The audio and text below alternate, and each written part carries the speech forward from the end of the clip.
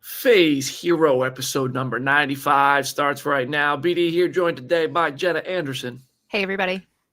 We've got Aaron Perrine. What's going on, BD? Oh, not a whole lot. I'm also here with Jamie Durack. Here to be back. Glad to be back. We're doing it. Are you here to be back? I'm here to be back, baby. Hell yeah. I'm rusty. Well, we're here. We're doing it. We got a lot to talk about today. This episode is going to be, if you're watching live, it's going to be a 2-for-1. If you're listening in audio form, you're going to hear us talk a lot about how there's a second episode that follows, but you'll have to get it separately. This is going to be some Marvel news, some DC news, my thoughts on the Smashing Machine, because I went to the premiere for that, so I feel like I got to talk about it a little bit. And then, if you're watching live, the show will go on despite our Phase Hero logo taking the screen, and we will go on to discuss Marvel Zombies in detail. All 4 episodes are out now. We'll give our reactions, thoughts, breakdowns, all that kind of stuff as our own little Marvel Zombies episode. We were not here last week. Last week, I was traveling. We got the Marvel Zombies episode out last week. James Gunn on the Peacemaker podcast last week. 21 million views across social platforms and audio downloads and everything for those 6 episodes of just the Peacemaker, the Morning After pod. So thank you for that. And I think that's pretty much all. Oh.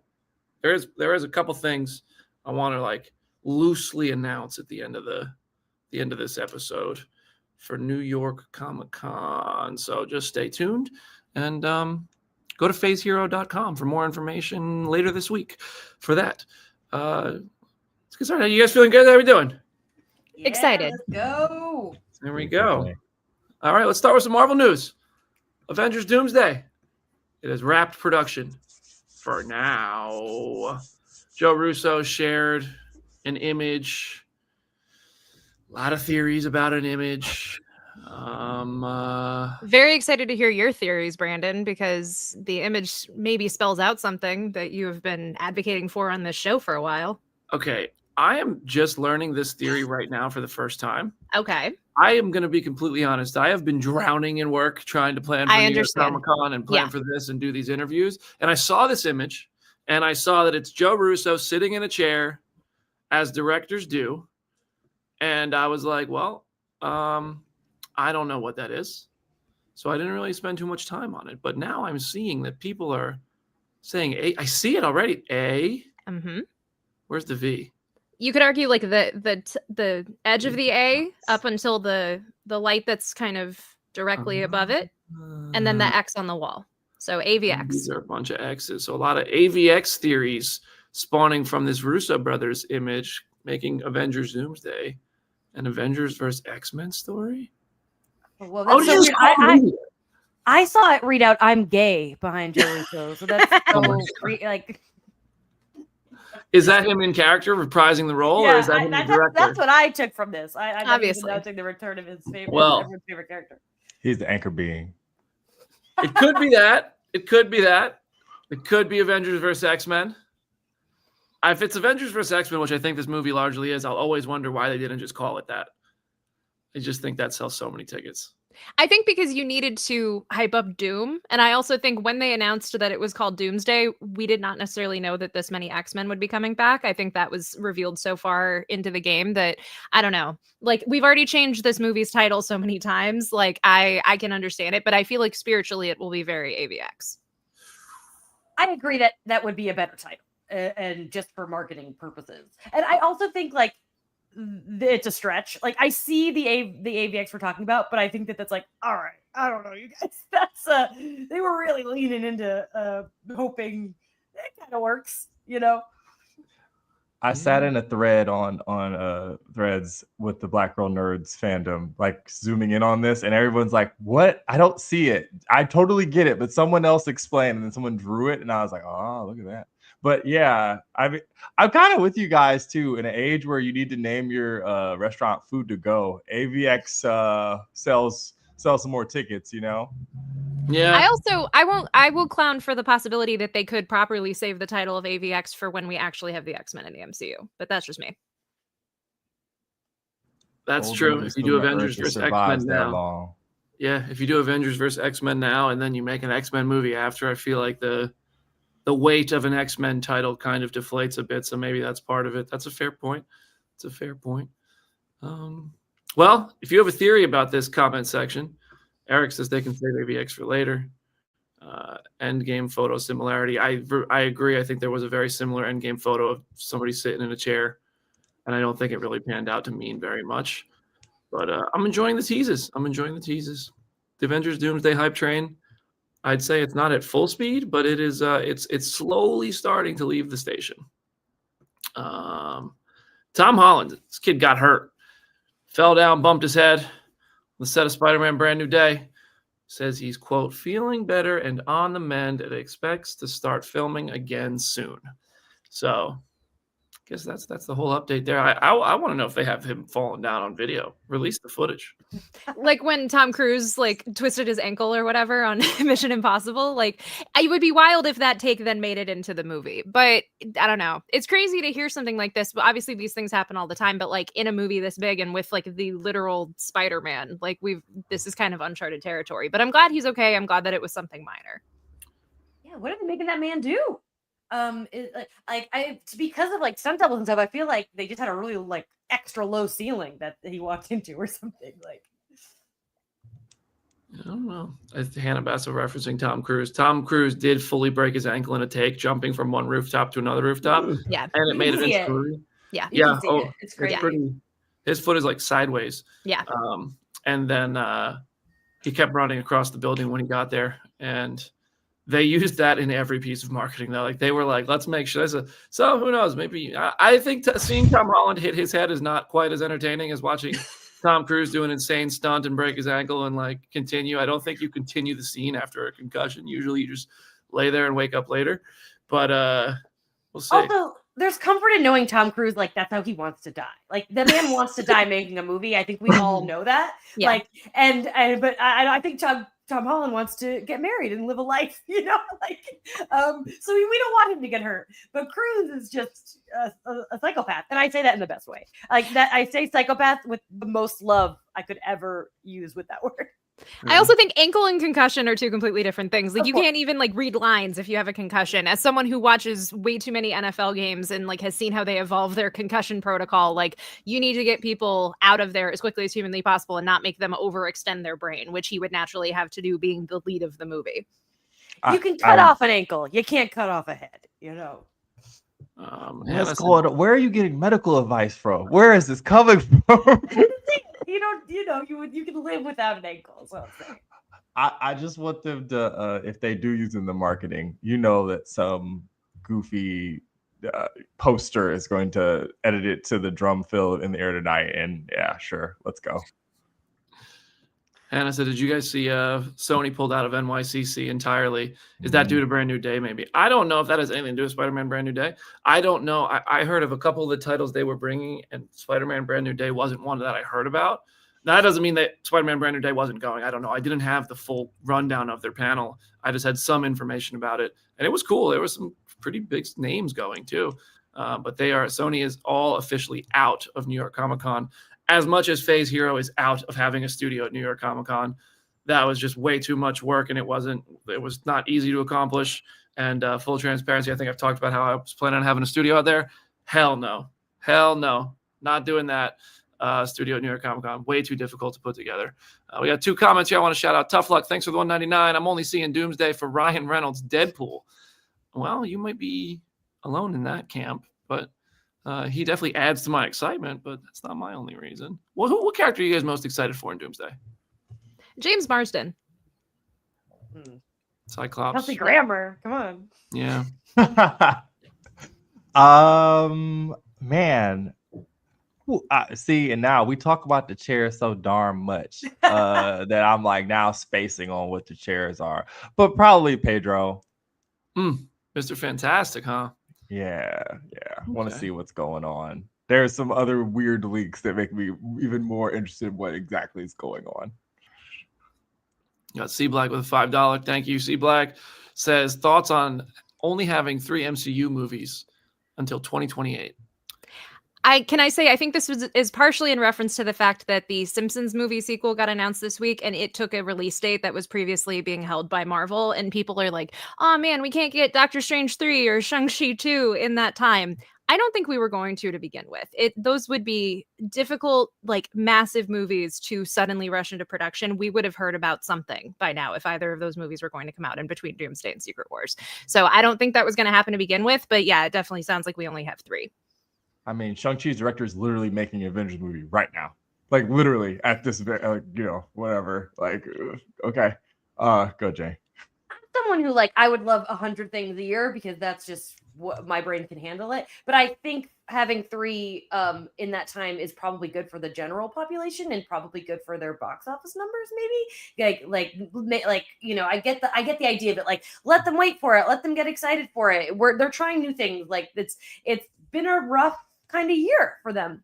So despite making some really good stuff. So I personally I'd want more, but I'm fine with whatever is happening. Let's just go with the flow, I guess.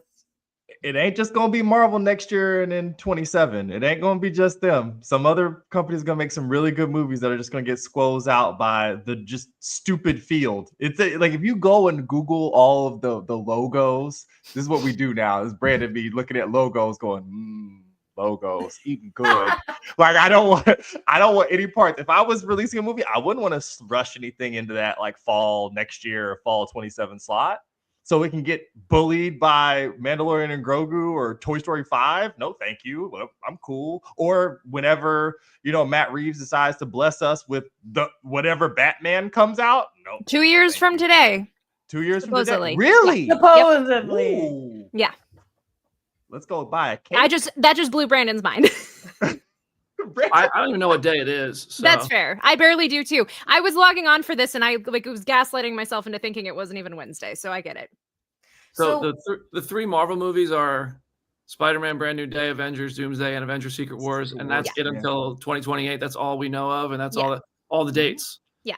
That is interesting. That's a scarce amount of Marvel movies and titles between now and then.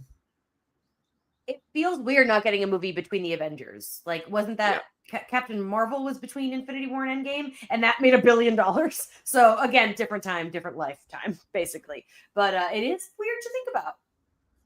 Yeah, that's odd. I think the TV stuff is going to continue, as you'll see it next weekend with New York Comic Con. There's a whole Marvel TV presentation. So I mean, Daredevil which just recently got greenlit for season 3. That could come in between. But that's interesting. I didn't even think about that. 3 movies between now and the end of 2027. I forgot, Eric. I forgot Ant-Man and the Wasp came out between those 2 movies. Still one of the better post-credit what the F's in the entire whole franchise, for sure. Good pull. Jordan, thank you for the 5. What'd you say here? Mainly excited to see the Fox X-Men in something other than black leather. Hey, man, we saw that makeup artist's bag that went around. There's no not acknowledging But that if one. anyone asks, we didn't. Yeah. I didn't see it. I have no idea what you're talking You're about. lucky. It's like a makeup artist from Doomsday posted an Instagram story of like one of the crew gift bags or something, and it had none of the unannounced characters, so nobody is spoiled, but it shows all the costumes. Yeah. I bet they got in trouble. It's just like, it doesn't look like concept art or something. It's just kind of fun artwork that I don't know if it's actually reflective of the movie, but it is clearly some costume updates and stuff. If accurate, yes, that's a big reveal.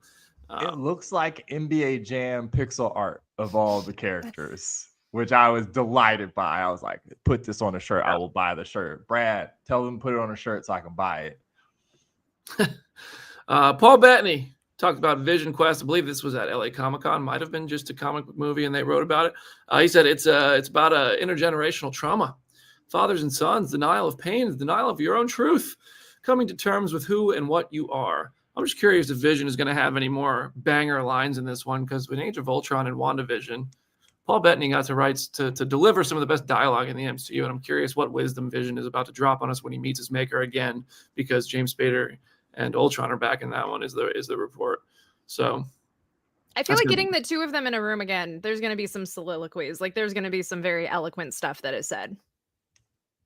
I will always stand by back in the day, Jim Viscardi, his big fan theory was that James Spader was going to show up as sitcom dad in WandaVision. And like, I mourn that idea constantly. And I'm like, I don't know how or why we would ever get something like that in Vision Quest, but I just need some dadding from my boy Jimmy Spades. X-Men 97 shaping up to be, quote, very dark from friend of a former show, not officially a friend of this show, but a friend of real life. Spiritually. In real life, a friend. Ross is a great guy. Ross Marquand, Professor X. I love Ross. He told Collider, I'm amazed Disney greenlit it because it's so dark. A lot of people die. Wow. He's on that Mark Ruffalo quote train. But also, it's like, I don't know. That felt likely given where we ended things in season 1, but it still is like shocking to hear. Just hearing that it gets so dark, especially after the Genosha episode in season 1, like, how can we get even darker than that? It sounds like we're going to.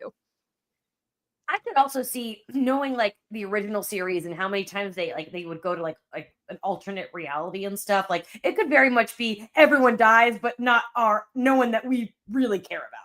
That's what I think, because Bishop's a big part of this season. If that ending of 97 season 1 is any indication, I feel like a big part of season 2 is learning how to undo bad things that happen, and maybe that's and it also undid, like, there's the tease of Gambit returning in the very end, in not a very heroic way, but he's coming. So I think that we might see a lot of deaths, but I think ultimately there might be some undoing of those deaths in that as well.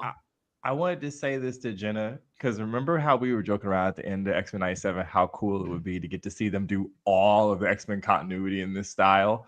To pick up from Brad Winderbaum talking about like the seasons that actually get to continue and things that actually get season 2s, it feels like we're really going to get to the point where we get the goofy revolving door of resuscitated X-Men that we get in the comics, where people stay dead for about 5 seconds and they just pop out of a pod. I think we're headed full steam there by season 3 or season 4, because you can't be killing, like, they already killed a bunch of people in season 1. Like, how could there possibly be a higher body count than the fall of Genosha? I do want to, before we move on from Marvel TV to the Wolverine game, this is just the place to say this. If you're going to New York Comic-Con, this is all but officially official, so I'm going to say it here, and then we'll have like graphics and a full announcement. But if you're going to New York Comic-Con and you want to attend a cool conversation with Marvel TV's boss. Just stay tuned to my social channels, the Phase Hero social channels, and phasehero.com, because it's going to be a limited thing if and when it happens. And it's not really an if, it is a when. It's just like a 1% of an if that's making me not officially say exactly what it is yet. But just stay tuned, because it's going to be really, really cool. And I'm really proud of something that is going to happen just outside of New York Comic Con, but during the weekend of New York Comic Con in New York City. So stay tuned to that, or for that. It's going to be really cool. Almost as cool. Well, maybe as cool. I don't want to downplay it, but this fucking trailer is really cool in the Wolverine game. Holy, did you guys watch this? The violence is insane. Oh my God. Like exceeded my expectations. Like people joked with the Insomniac Spider-Man games of like, he is fully yeeting people off of buildings and like smashing their brains basically. But like, this is so bloody. This is like so much more violent. Mystique looks really cool. I'm so happy she's in this game. Like, I'm glad this game is just real, because it feels like so many superhero games, or just like big games like this in general, get announced at the Game Awards or wherever, and then we never hear about them, and then they unceremoniously get canceled. So I'm glad that this one's actually happening and like looks as good as this does. Tony brought up a question and I didn't know how to answer it, and I wanted to take it to the panel, which is, how do you die in a video game where you're Wolverine? Like, how do you get set back because he doesn't die? That's an interesting question. Like, I'm sure that like you die like, as a game, but I am really now curious to see how that's gonna work. If you just like get really old all of a sudden and then die, like what happens? How does that work? Maybe they add like healing factor or something. Like there's some sort of health bar. I don't know. I'm sure they've like worked out the mechanics of that so they can justify it. But if Spider-Man can die and respawn in those games, like I'm sure they have a way figured out. Magneto boss fight, he rips the metal from your skeleton and then you die. That game looked a little more violent than I would need it to be honest with you. But I'm gonna play the hell out of that. I haven't finished either of the two Spider-Man games or the Miles Morales DLC. Like I played them both and I really enjoyed them. And I just am not a great story mode gamer, just because I'm constantly like unable to sit still. Literally, I just can't. I'm not in the same place like more than a day. The only story mode I've been able to play through recently is Donkey Kong Bonanza, because I can take it with me, which is great, by the way. But this game, I really want to sit down and play this, and it also made me want to go finish the Spider-Man games. This is only going to be on PlayStation, right? Yeah. Boo. Put it on my Xbox. Put it on my Xbox. Let's go. Come on, what are we doing? Put it on Game Pass. Insomniac, branch out, live a little, make more money, put it on Xbox. All right. Anything else on the Marvel? Oh, there was one other thing. I put this in the tweets. There's a spot, like, who said they want to write? They're trying to get in touch with Sam Raimi to write Spider-Man 4. Mattson Tomlin, who is co-writing the Batman Part 2. Yes, wants to write Toby's Spider-Man 4 with Sam Raimi. It's like, but it's probably not going to happen. Like, yeah. He's also manifest. Mattson is fascinating. Like the amount of things that he's written spec scripts for or like wanted to develop. Like he posted script pages from a reboot of The Shadow that he had tried to pitch that never ultimately went anywhere. And like reading those pages, I was like, this sounds fucking awesome. Like I would have absolutely watched this movie. So I think he's just shooting his shot. Like I don't know. It can't hurt, but it's definitely kicked up the Spider-Man 4 discourse again. I mean, if Spider-Man 4 comes out, I'm buying a ticket. I'm not gonna act like I don't want it, but it's not like something that I'm dying for after we got like a little bit of closure with No Way Home. Yeah, aren't they doing Spider-Man 2 re-release in theaters literally like this week in some theaters too? I'm gonna be curious to see what those numbers look like.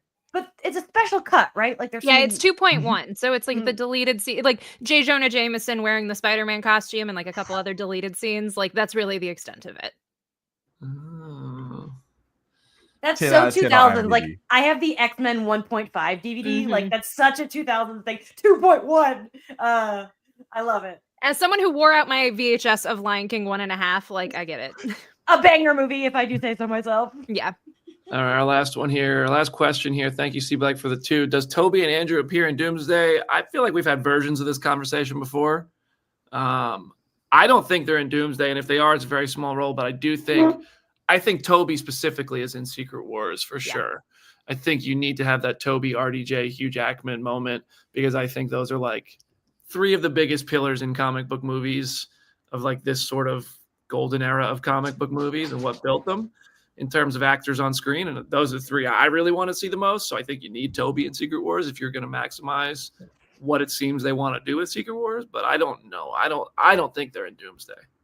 I hadn't even thought about Andrew being in either of the movies, honestly, because I was like so hyper focused on the idea of like Toby will definitely be in Secret Wars. But at this point, it's like I wouldn't rule out having the 3 Spider-Man again. Like they definitely could get some big hero moment, especially if Tom's in the black suit. Like people would be hooting and hollering over that. But yeah, I feel like Toby is a lock for Secret Wars. And I think Andrew could appear in Beyond the Spider-Verse. That is true. I think Toby's destined for Secret Wars and Andrew is destined for that Miles Morales sort of crossover. We'll see where that goes, though, if anything. Mm-hmm. All right. On the DC side, Man of Tomorrow.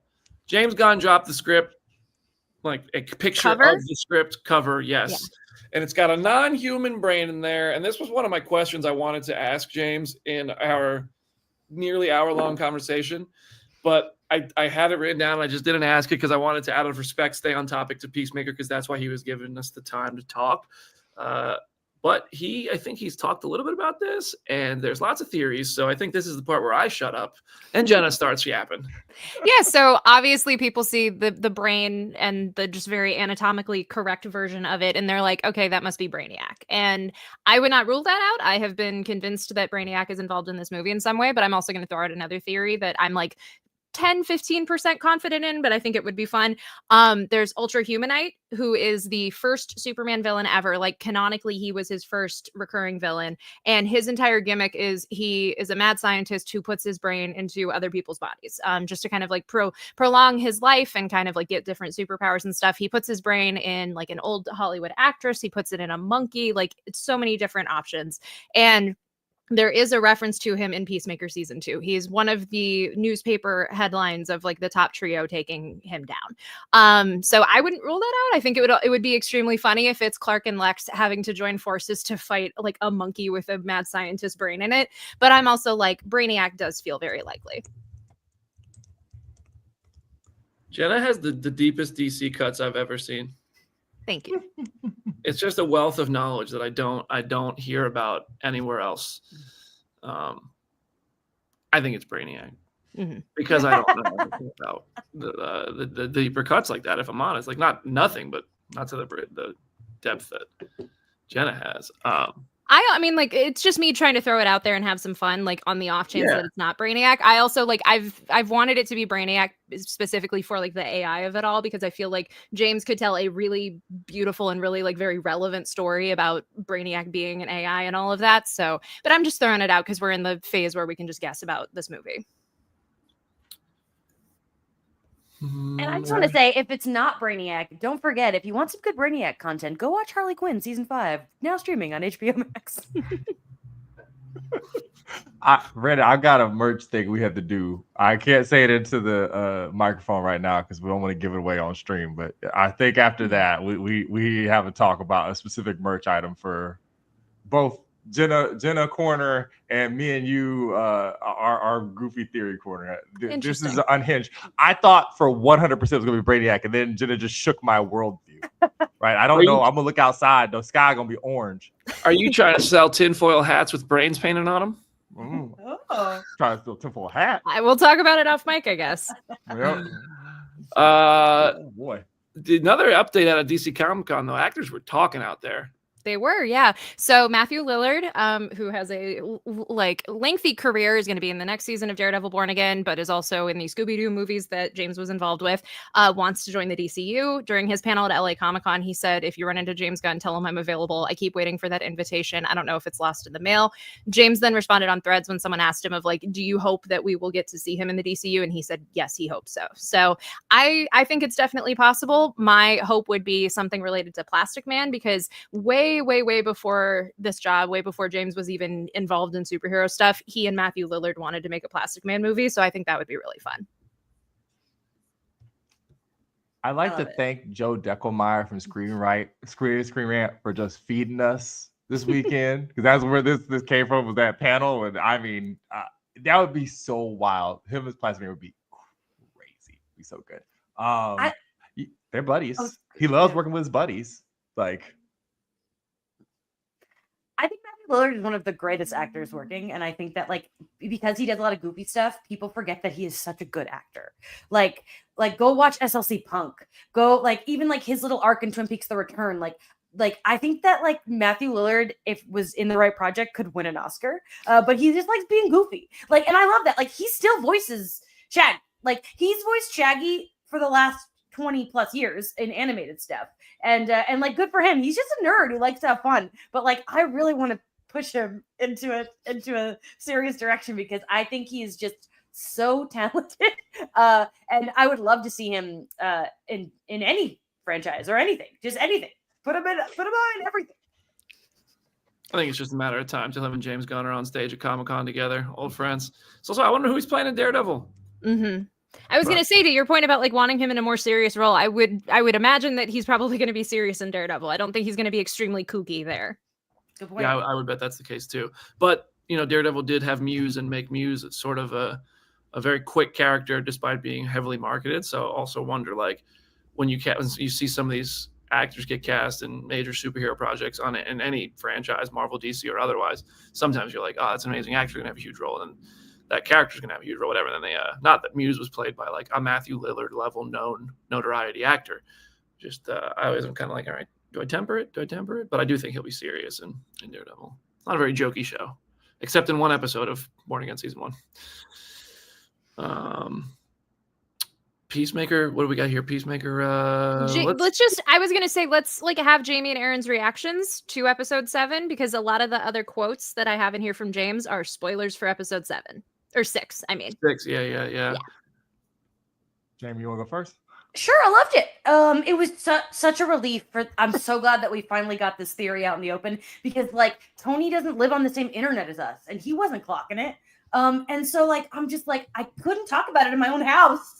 And it was driving me insane. So I'm so glad that that's out there. And just like what a good episode. I missed the week before. And I just want to just throw out from episode 5 when John Cena's running through the park, like dodging stuff and like high-fiving people and like playing soccer or whatever. That was one of the funniest things I've ever seen. And I just want to shout that out as like I was like in a hotel room watching on my laptop, which I hate watching stuff on my laptop, but like dying of laughter. This show is just incredible. I love it so very, very much. And every episode is just hitting just as hard as the last. And I can't believe that there's more. Like it just feels like every episode feels like a finale. It's incredible. To be in this house when for the moment that Adebayo says, I'm going for a walk, was hysterical. Ariel jumping on the couch, pointing, being like, I told you. I'm like, you said let her take her victory lap. You gotta let her take it. Because I was laughing. I'm like, that was not me on the podcast that brought this up. It was Jenna and BD were the first ones to be like, where they at though? Like literally. And I don't know. And now we do know, or at least slightly. I'm concerned. But a very bold choice. I think I said this on Threads. You can say a lot of things about James Gunn. If he swing the bat, he's gonna swing the bat. Like he's like, I'm going to take this swing. I believe in this direction. I believe in this story beat. There's no pulling any punches or anything like that. And you just have to really respect that, like the clarity of vision, the conviction, I guess, to make such a choice. But other than that, too, I listened to, of course, go listen to the Morning After podcast with Jenna and BD breaking down. Jenna saying that if people felt like there wasn't enough Adebayo and Vigilante in the previous, congratulations. That's who we get here in this episode. And it was a lot of Freddie Stroma, hysterical. It's very silly. I love a silly man. Although, like Brandon, I was terrified he was going to die. I still am, but I was mortified they was going to kill my boy. I was like, oh no, he's going to meet himself and it's going to be over. It's going to be over real quick. And it wasn't, but I'm still very concerned. Very, very concerned. I thought for sure Vigilante was going to kill our Vigilante. I thought, absolutely. I was like, this is what James Gunn does. Our boy's about to have his brains splattered everywhere and it's going to be. But, why he probably didn't yet is because we needed that Vigilante growth to make us even more heartbroken when it does happen. So Brandon We'll Davis see. watches a lot of a show called The Walking Dead, where it made a career out of doing exactly that. It does the same thing the anime does, where it's like, oh wow, this character's about to die. Let me go ahead and emotionally endear you to them even harder right before I go ahead and rip your heart out. Ugh. Let's not forget BD's favorite show was Lost. Oh yeah, and that happens there was too. the that's like the OG network we're gonna kill people show. I also I was not expecting Lex. Like I literally like we get the legs and my dumb ass was like, who's it gonna be? I did not see it coming. I was like, who's limping around here? Like I genuinely was like, I literally went, holy shit. It's really giving me a ride, this show. I love it. I like how Lex was written a little bit differently, where he could curse a little bit because this is Peacemaker, but it wasn't so contrasting to the version of him from Superman that it felt consistent enough, but a little bit more unleashed and authentic to the conversation. I enjoyed that. I also I admit I didn't notice the background and all the whole other universe being all white people until it was pointed out to me. And I think that's kind of the point of this, the commentary that Peacemaker is making here is that, if you look like everyone else, you might not notice.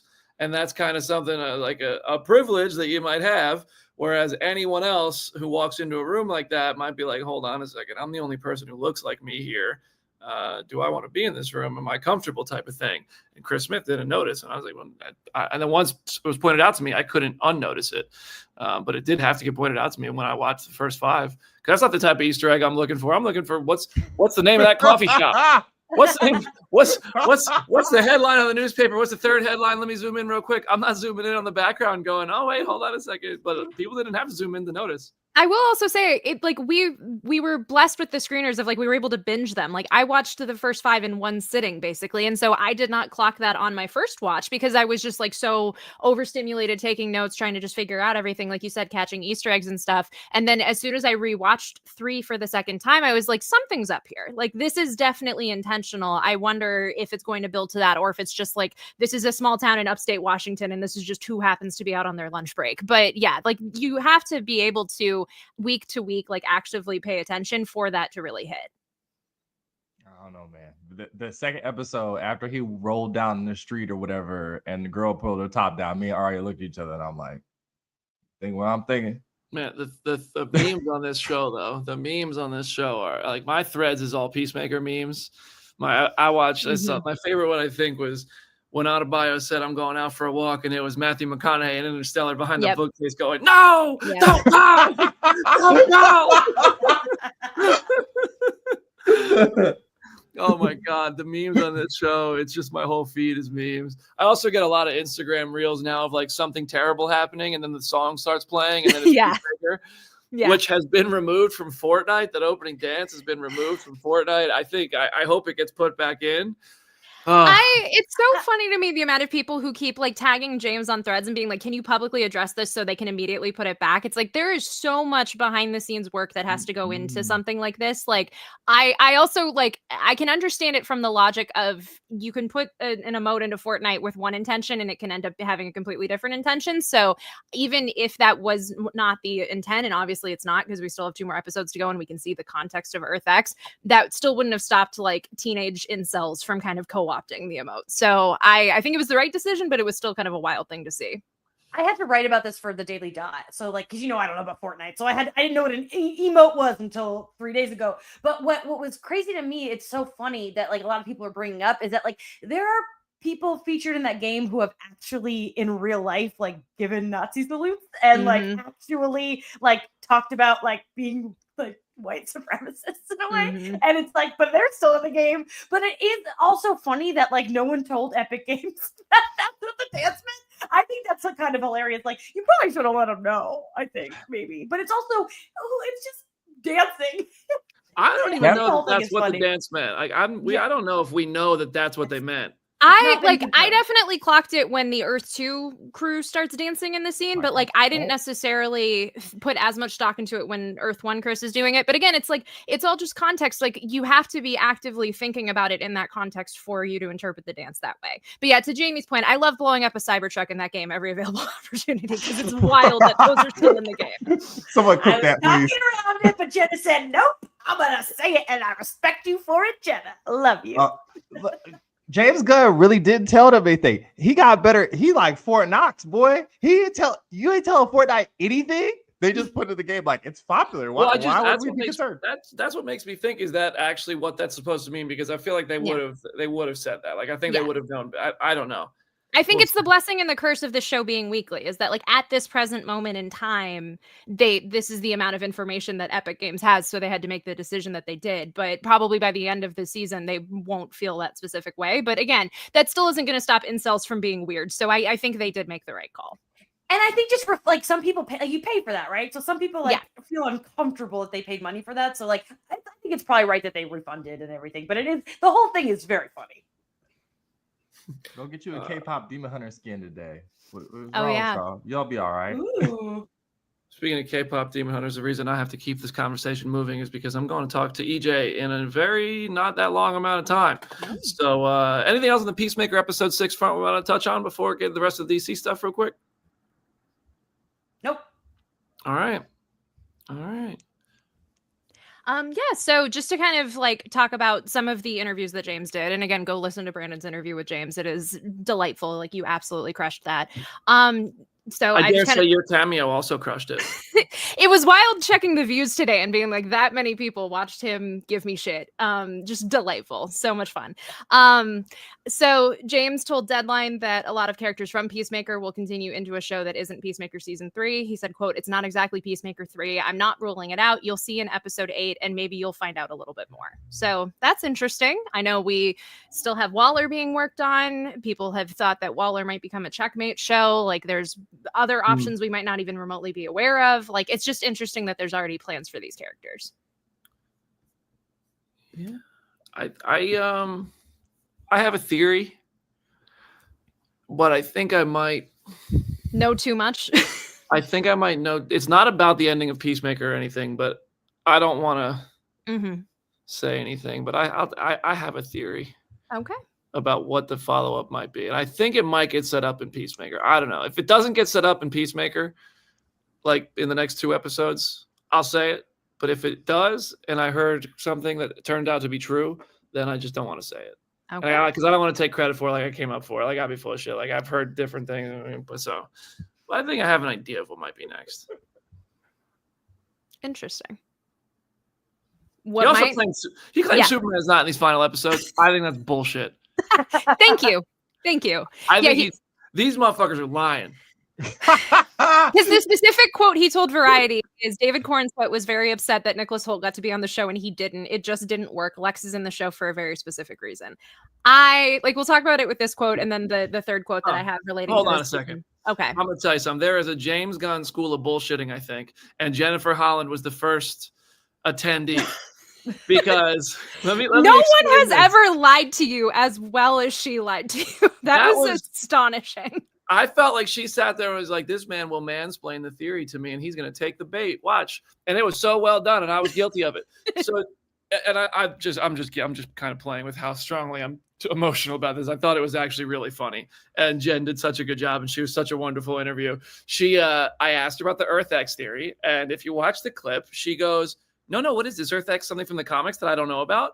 And I said, yeah, it's this alternate evil universe where the Nazis won World War II. And the theory is that it's all white people in charge over there. And that's why Augie Smith is happening. And she was just like, oh my God. So that's why people think Augie is so nice. That's wild. Like, that's what she said. And played the whole thing. She's like, well, listen, a lot happens in 6 and 8. I won't say anything, but like, it's a lot that happens. So you'll see if that's true or not. But and I was like, damn, okay, whatever, And then that clip now is getting revisited in people's algorithms because they're like impressed by how well she lied about it. And it was so well done. Not only did she say like, no, that's not what happens or something like that, like Andrew Garfield would, but she did a whole, wait, tell me what the theory is. Like, I didn't hear this. And so now James in our interview, and the same thing he just said in this other one, I said we were talking about Lex Luthor. and he said, yeah, David was so jealous that Nicholas Hoult got to be in Peacemaker, and he asked, why can't I be in it? And I was like, that's the same sort of thing your wife said to me last week, sir. I think you two are cut from the same household. But no, I think if Superman does show up, I love that they are doing it this way, and they're keeping it a secret and even adding to it in unsolicited ways just to keep us guessing. Yeah. I could see it being similar to Peacemaker's cameo in the movie, where he's like, you see him in like a TV news clip or something like that. I feel like that could be really possible, because like I don't really see how Superman could necessarily fit into the story that they're telling right now. Overman. No, you don't think so? We talked about this on last week's episode. I still think that by the time we get to episode 8, I feel like we're going to be in such uncharted territory that there is possibility for him to show up. But I still think it is too early into David's tenure as Superman for us to immediately be like, here's an image of him as Nazi Superman. I think that would be a massive That's crazy. That's like insane. Crazy sentence. I'd say right now that skin is not going to Fortnite. No. They are not. I mean, look how long it took for Cap to say Hail Hydra, you know?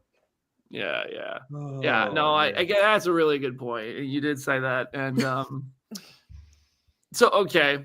The other cameo people want. Go ahead. So to Entertainment Weekly, he was asked if like, okay, this Earth X twist, does this mean G.I. Robot is in these last 2 episodes? Or that we'll see him in live action in these last 2 episodes? And he said the answer to that question, which this is going to be all anyone talks about from this interview, is yes, but not necessarily when you think you're going to see him. So not necessarily in Peacemaker season 2. I interpret that as like, that is not a no, but I also still interpret it as that means we're getting G.I. Robot in live action in some other place, and that makes me happy in its own right. But I feel like to the point we were just making about Superman, like there's a way to answer a question that is still a non-answer and can still keep us surprised if we ultimately get to that point, because there's so many other questions or character teases or things that James has addressed with this season where he's answered things completely differently, and you can tell like, oh, he's kind of alluding towards something. With this, I feel like we're purposefully being told no, so that if it is ultimately a yes, then we get to be surprised. I feel like the question about this is, what is the responsibility of our Earth's heroes and characters as it pertains to Earth X? Like, is this show going to end with them sort of righting the wrongs of Earth X, or just leaving it behind? Or does G.I. Robot go over there and just exterminate Earth X? I don't know. That is like a huge part of what is interesting about Earth X in the comics, is like it's an alternate Earth that they can pop over to whenever they want. But then like there are so many stories where they've tried to like right the wrongs, get like the freedom fighters back in power and not have the Nazis be in power. But then like it ultimately gets reset because of the canon or something else anyway, when they need to go back to that Earth in that kind of status quo. So I feel like in this show, and especially with how like emotion driven it is, I would not put it past James to just like kind of, I don't know, make something of Earth X in a way that like kind of closes the door on it. Because otherwise you're going to have the rest of this multiverse. People are going to be like, what's up with Earth X? What's going on with Earth X? And like, I feel like there's a way to answer that question in this show. I will say, I don't think Earth X is a place that people are going to be like, I hope we go back there. Even if it's still there after this season. Like, I want to go back to Earth 838 of the MCU and see how pissed off they are and what they're doing to, you know, respond to Wanda's attack. But I don't think I ever need to go back to Earth X if we leave it there. I'll just say I would love to see G.I. Robot come in there and just fuck everybody up. Like, that sounds amazing. That's what I would like to see. But his answer kind of makes me think that's not going to happen. He also said Ted Kord isn't going to show up. So I'm like, all these no's, Superman, G.I. Robot, and Ted Kord all not showing up, like, very possible. But I think at least one of those is false. Again, I think this is the joy of the show being weekly. Like, even with this episode, I said this on the Peacemaker podcast, but like if this had come out in screeners, everyone would just be alluding to Lex. Everyone would just be alluding to the Earth X of it all. The fact that we can still be so consistently surprised while being extremely online and talking about this show is a testament to like how they're putting it together and how they're, like you said, kind of intentionally lying for it to be more enjoyable down the line. Yeah. So a lot of interesting stuff going on in DC Universe right now. Peacemaker has 2 episodes left. This week on the Peacemaker podcast, our Peacemaker podcast, the Morning After Pod Phase Heroes Peacemaker podcast, not to be confused with DC's official Peacemaker podcast, which is a great podcast, by the way, unsurprisingly. It's going to be David Dedman. It's going to be Keith on this week's episode, and we're recording it on Friday morning, so it's going to be up a little bit later than usual. And next week, it's looking like if you're at New York Comic Con, you might want to stay tuned. That's where we'll leave that. So if you're in New York during New York Comic Con on Thursday night of the finale, we might have a place for you to watch and hear and do all that kind of stuff with that episode. So stay tuned. I think that's everything on the DC front this week. No? Yeah. All right. I did want to just talk about the Smashing Machine real quick before we, do our little fake end of this live stream. A real end for the people listening in audio form, because I went to the premiere of the Smashing Machine on whatever night of the week that was. I don't know, a couple days ago. And I'll say the movie is quite good. I don't think it's like great or amazing, but I think, and this might come as no surprise to people because they know I'm a fan of this guy, but I think this is like an unbiased take. I really think Dwayne Johnson did a great job in it. You don't really see him in the movie. Like, he's even smiling differently, not only talking differently. Like, I think he just did such a good job. And obviously I'm a fan of the guy, and he's been super supportive for me and friendly to me through the years. And I'm just a fan of him my whole life, but I was happy. I went in, I completely did not know the story of Mark Kerr, the UFC fighter. I've also never intentionally watched UFC. And so I went in not knowing, and I'll say like the Benny Safdie choices are similar to those which he makes in movies like Uncut Gems and Good Time and stuff. It's like making it a slow burn thing. It's not nearly as tense as Uncut Gems. And it doesn't have like a big climax sort of thing, but I think it really is The Rock and Emily Blunt whose performances make the movie engaging throughout that. And I just wanted to say that I think it's a pretty good movie. I don't think it's going to be like a crazy big hit. I also don't know if they're going to get nominated for it. I think some people might look at The Rock and be like, that's not different enough from who you are and like how you built your career in the first place. But it really is hugely different from wrestling, what he does in that movie. I'm worried people might see that, because I would love to see him get nominated, because I think that's a part of why he took this movie. And there's also scenes in the movie that I feel like, knowing his life, are hugely personal for him and his family experience. And it was pretty crazy to see that. I would have loved to talk to him about it. I wish we could have done an interview. But do you guys have any interest in the Smashing Machine? I'm definitely going to watch it at some point. Of course I do, because of I'm very interested to see The Rock's range. I have said it a million times, and I'll say it again. I think his performance in Central Intelligence proves that he has insane. I love him in that movie. He's so goofy and weird, and he's great in Pain and Gain. And I would like to have an opinion about whether I think he is worthy of any kind of nominations. I don't think that that's going to happen for him this time. I think this is kind of be like Zac Efron in Iron Claw. I think it's going to be a similar, like, he could get close, maybe Golden Globe when we get doubled in nominees. I think that he could definitely get a Globe nomination. But again, I haven't seen it, and that's why I want to see it, because I want to have a proper opinion. I'll be interested to see your thoughts, because you know much more about awards than I do. I'm always pretty open about, I'm not a big awards person. I don't pay much attention. I just think it seems obvious to me. This sort of movie is the sort of movie you do if you want to get into an awards conversation. Oh, this is 100%. Yeah. This is such a strong pivot from everything we've seen The Rock do in movies before. And like, he's also not going by The Rock in the promo for this. He's very clearly going by Dwayne Johnson, like, talking to more prestige outlets and stuff like that, and doing prestige media and promotion and stuff like that. It's an A24 movie. And I think it was a good move for him, because I think franchise stuff, and he got a little overplayed it, and I think audiences kind of let him know that. And it took a bet, was like, all right, then watch me act. And I think he did it. I think he did a really good job. And for me, he's why I wanted to see the movie, and he's why I liked the movie in the end. But Emily Blunt was fantastic in it. Like, she's not going to be talked about enough, because everybody's going to talk about DJ. But she is really, really good in this movie. But I mean, we knew she's great. You know what I mean? So yeah. All right. As we wrap this up and switch over to Marvel Zombies, anything else we want to talk about to wrap up today's show real quick? I'd like to say two things real quick. First of all, I'd like to say that One Battle After Another is the best film I've seen all year. It's so good. So it good. is. It is. I would like, not even just like movies came out in 2025. For me, it is tied with Cronenberg's Crash as the best movie I watched for the first time this year. I'm seeing it for a second time on Friday. If you live in LA, go see it in VistaVision, because a movie has not screened in VistaVision since the 1950s. Wow. So like, getting to see it in VistaVision was like incredible. I also think that the Leo being dopey trilogy between Wolf of Wall Street, Once Upon a Time in Hollywood, and this to me is the ultimate Leo trilogy. I just feel like a piece of me is complete. Go see it. It's incredible. It's amazing.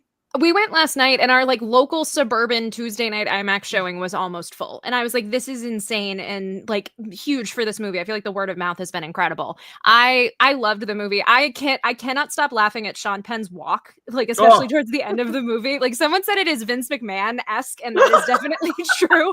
I was so surprised by his performance. And yeah, I could watch Leo angrily yell at someone on the phone for hours. Like he was so good. They need to start engraving that Oscar already.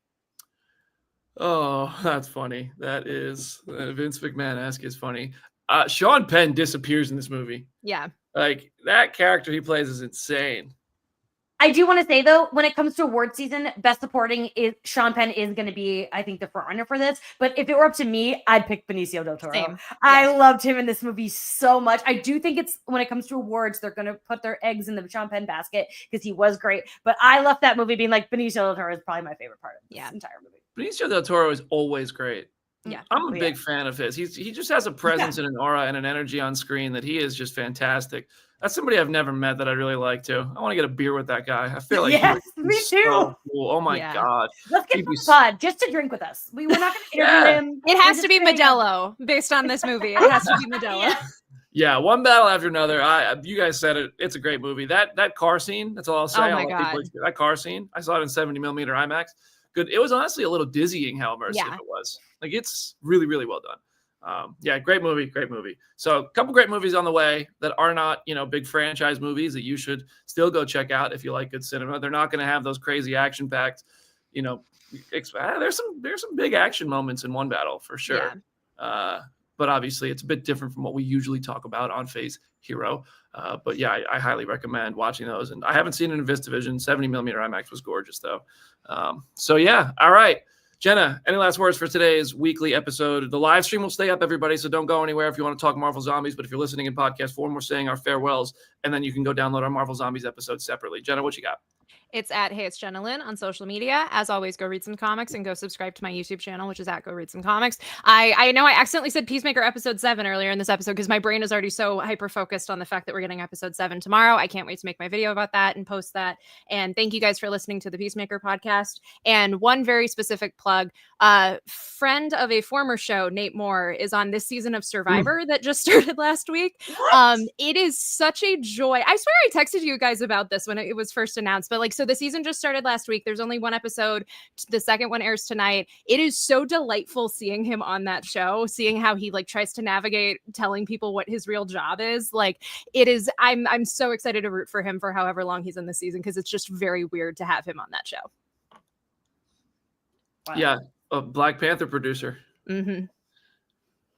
Don't do it. You cannot say that to those people. You have to be like, I work in entertainment. That's literally what he does. He says I work in movies. I do some movie things. He pulls I was a PA on Spider-Man 2 way back when, and he acts like that's his only credit. And they're all like, oh man, that's so cool. But he says he's a stay-at-home dad just to kind of have a sort of smokescreen for the entire season. But yeah, it's highly recommend giving that season a watch. It's just a good season so far anyway. But it's extra weird having someone that we've directly talked to be on the show. Yeah, that's Aaron. What you got? It's at How to Watch Free TV. We're covering some fun stuff. I have Alex Lee, who voices a bunch of characters, doing some fun with the fortune tellers. We got new ones. I just printed new ones. Boom, there you go. You can't see all of that. Can't give away the milk for free. We're gonna have some other fun stuff. Thank you for Brandon for shooting that Goofy Soda Pop video because I just wanted a soda. Huh? We got a Marvel Studios right here. We have weekly Survivor viewings at the office to watch Nate. I love that. Jim, who's a Marvel Studios team member over there. That's great. That's a great comment right there. We actually, sorry, there was one super chat I did not call to earlier. Look, go ahead. Monty G, $5. Anyone else watch Ambush Bug movie / series? I don't. How familiar are you with Ambush Bug? 0%. This is my first time hearing of it. Same. He is like Deadpool before Deadpool on steroids. He can break the fourth wall in ways that you didn't even think were humanly possible. He is a gigantic green humanoid man who looks like a bug and is so funny and so weird. I definitely would love to see him in this universe, and I feel like it's more possible than it ever has been. I don't think we're going to get it immediately, but I would definitely love to see it. He's so good. Thank you for the fun. I have just learned of a new show. There we go. And I just want to close out because there's a bunch of good documentaries, but rest in peace to Jane Goodall, who passed away at 91. Just a friend of the environment. If you care about nature, if you care about, this little rock we live on, a person who left quite a legacy. What you got? Oh, Loving the Time of Hydra is back with Agents of S.H.I.E.L.D. coverage. Our season 3 premiere was live at LA Comic-Con. You can go listen to that. We had DJ Doyle, who's a writer-producer of S.H.I.E.L.D., come to Comic-Con with us. It was so much fun. And we also have merch. If you go on Instagram, follow @LitoPod, go into the link in bio, you can get some merch. And I would love, so we sadly aren't going to be at New York Comic-Con, but there is an Agents of S.H.I.E.L.D. panel. So I would love to see some Lito shirts and hats and sweaters in the room where it happens when the S.H.I.E.L.D. people are there. So go buy a Protect Tony t-shirt or hat or something, please and thank you. All right, y'all, that is our weekly episode. If you're watching live right now, we're about to just go straight into it in this show, Marvel Zombies discussion. If you're listening in podcast form, thank you so much. We will see you in the Marvel Zombies episode. If you want to download that, check it out. I think the series is great. So spoiler alert, you're going to hear that at the beginning of that episode. And please continue listening to the Morning After Pod Face Heroes Peacemaker podcast, which as of this morning has tallied more than 21 million views, downloads, and impressions across social media with 6 episodes. That's just all things considered. Views on social, downloads, YouTube, long form. James Gunn's interview in long form is, I think, if it's not right now, it's going to be the most watched long form interview on my channel ever. And that's really topping Danny Boyle for 28 years later, which exceeded my expectations anyway. But I want to thank everybody for that. There's a lot of people, I'll do my thank yous on that for the Peacemaker Pod on the last episode of the Peacemaker Pod, because a lot of people have helped make that possible. And I want to make sure they know they're appreciated, but also it comes down to you guys who listen and afford the opportunity to even book these interviews and get people to want to give us their time and stuff like that. So thank you guys. Play our show for your dad, play it for your cat, leave a 5-star review. If you're on Apple Podcasts, if you're on Spotify, make sure you're subscribed, leave a comment. And we will see you in just a few seconds on the YouTube stream and in the next episode on podcast platforms. See you there.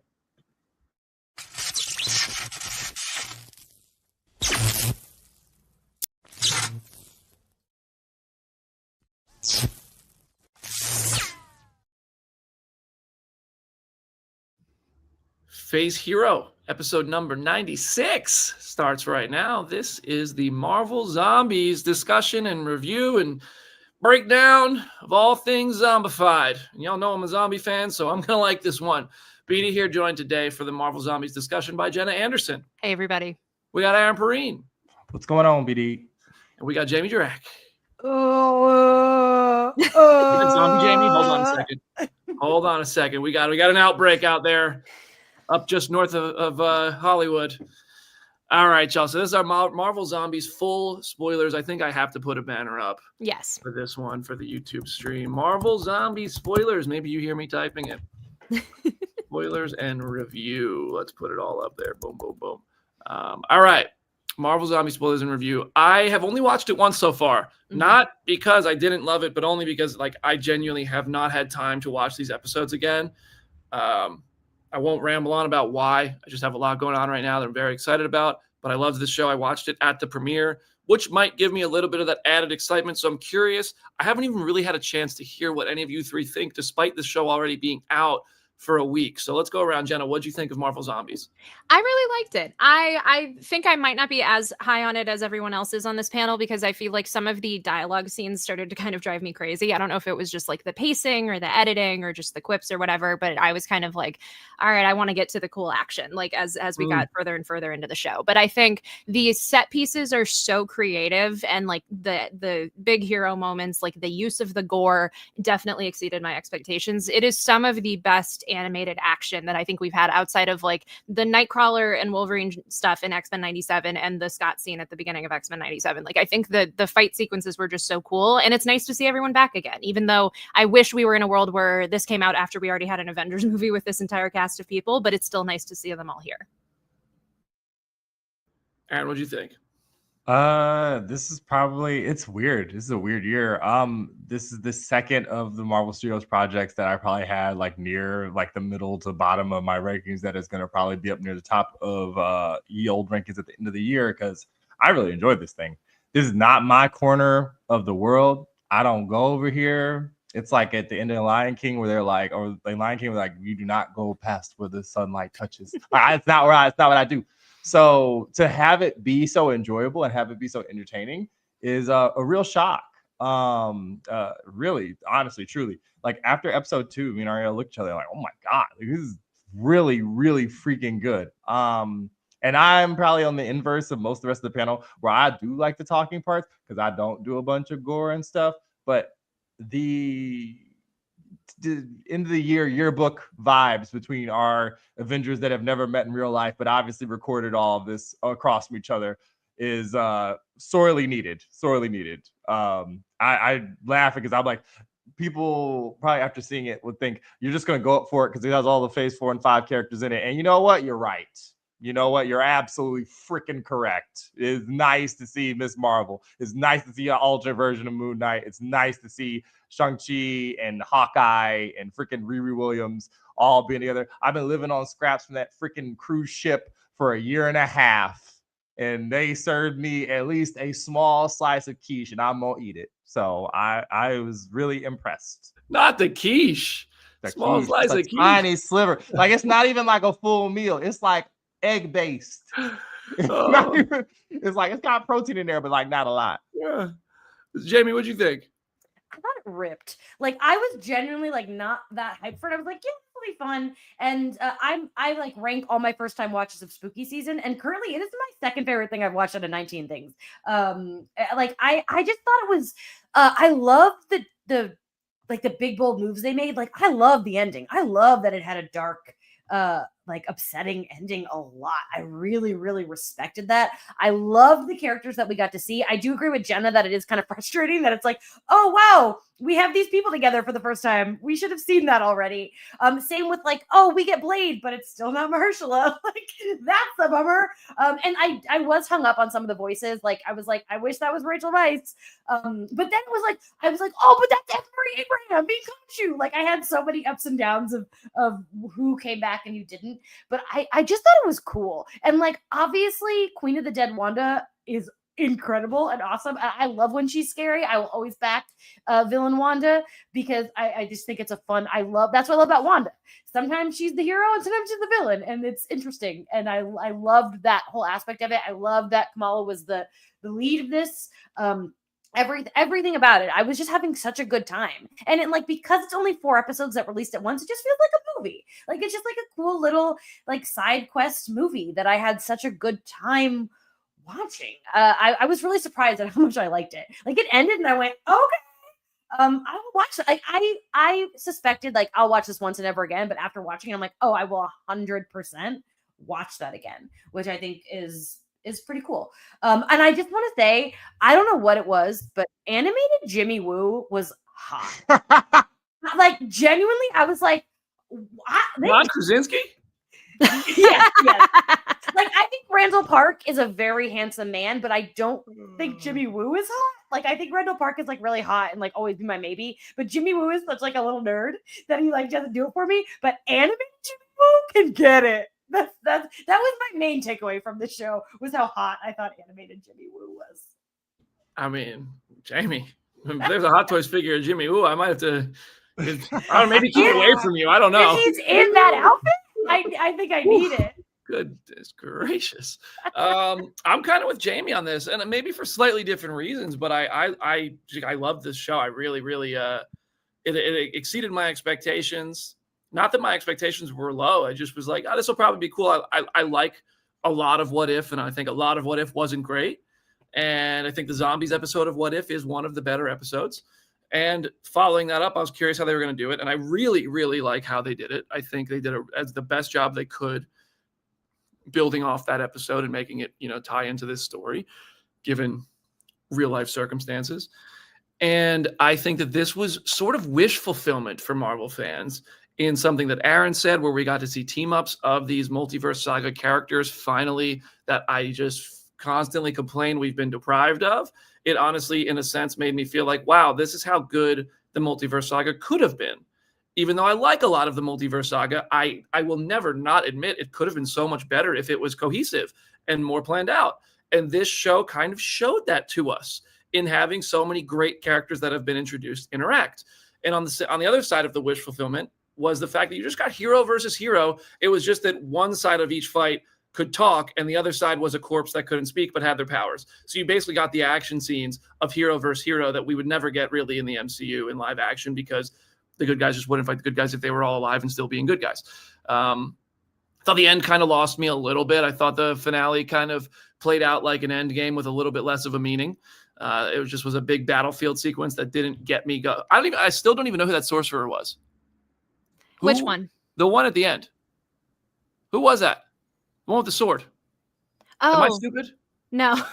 Those, like, I think those were Madness. background characters in Multiverse of Madness, Yep. but they weren't really. There was just like one who had a big moment where he put like a piece of Yeah. his blade and all the zombies' heads. Yeah, and they because all I died. remember the woman that's with Rintra. I remember her name being Sarah. Like, I remember them announcing that with Multiverse of Madness, and she had something in the comics or whatever. But yeah, it felt like that moment would have meant more if we had like a Doctor Strange 3 or like a Strange Academy thing where they had like existed more. But they were definitely background characters in Multiverse of Madness.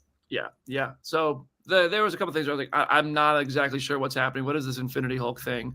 Why does she need Kamala? That kind of stuff. But it wasn't enough to take away from how entertained I was. And I followed it enough to kind of know what was going on. I understood the gist, but I wasn't really there for like an insanely complex story in an animated TVMA Marvel zombie story. I think this is my favorite Kamala Khan story Marvel Studios or Marvel TV has told yet. I thought she was phenomenal in this. I thought she was awesome. And it was really her show, and they didn't market it as her show. And I think that's probably because they're afraid people aren't responding to Miss Marvel, which kind of makes me go, does that mean we're going to see less of some of these characters that they think they're not responding to? But then again, Fantastic Four didn't put up the box office numbers you would want from Fantastic Four, so we're still going to see them again. So I don't know. I don't want to get too in the weeds on that shit. This is a Marvel Zombies podcast, by the way. You can curse a little bit. Sorry. Should have said that before. Hello, kids. But yeah, no, I really love it. So I think we could just, and Blade Moon Knight. I need a fucking Hot Toys figure of Blade Knight immediately. There's a pop figure. I try not to buy too many pop figures because it's an endless well of money sucking because they're never going to stop making them. But that Blade Knight, that action scene with Ghost, Brian Andrews, by the way, if you listen to the Marvel Zombies interview with Brian Andrews on the channel, he's working on action scenes in Doomsday. And he directed hell this. yeah. Yes, and he and Genndy Tartakovsky came up with the Iron Man 2 Japanese garden fight. Yeah. He's done so much storyboard work. He did storyboard work for the Miss Marvel series. He's done so much storyboard work throughout the MCU, in addition to being an EP and and director on episodes of What If and now Marvel Zombies. But I think it's a great sign that he's doing additional, storyboarding and action design for Doomsday. I think that's going to be really cool. But all right, so how do we want to just go kind of character by character or episode by episode? I feel like really there's a couple big characters I feel like we could talk about. Like I had put in the notes of like Kamala definitely first and foremost, because like you said, it really is her show. And I think there's like an interesting juxtaposition of having this character who's so like bright and sunny and not the tone of this show being the protagonist of the show. I think that was a really inspired choice. My one complaint is she fangirled more about Spider-Man than she did about Captain Marvel. Like when Carol and Icarus are fighting in like the big like in the desert, she did not have any reaction whatsoever to that being Carol, and I was like, that's kind of weird. I don't know. I was surprised like she wasn't sad. Like more sad about it. That's what got me, and it made me feel like in this universe maybe they just don't have a relationship, which is just weird because it's like she kind of names herself after Carol. Like it's such a huge cornerstone of like who she is. Like that was just the one thing where I was like, that's interesting. Okay. I did clock though at the end when we see her bedroom, it is not all Carol like it is in Ms. Marvel. There's like other characters there. I mean, Hawkeye's a freaking cosplayer in this universe, so obviously some things are different. You know what I mean? Zombie Hawkeye might miss a few shots. No, I'm talking about like Kate. She's just a cosplayer. She's Siri. Oh, that's true, because she never got trained. She never got trained by Hawkeye, so therefore she doesn't even know that's a trick arrow. I'm not even going to start the conversation of why was Hawkeye using a confetti arrow in the first place. But I mean, it would be enough to kill somebody. Like a living person would die by a confetti arrow if it went through them. But a zombie, it's not as exploding as you were hoping it would be. It's because zombie Hawkeye likes to party. Like it's so obvious to me. What do you mean? Throws down on New Asgard with Elizabeth Olsen's zombie troop.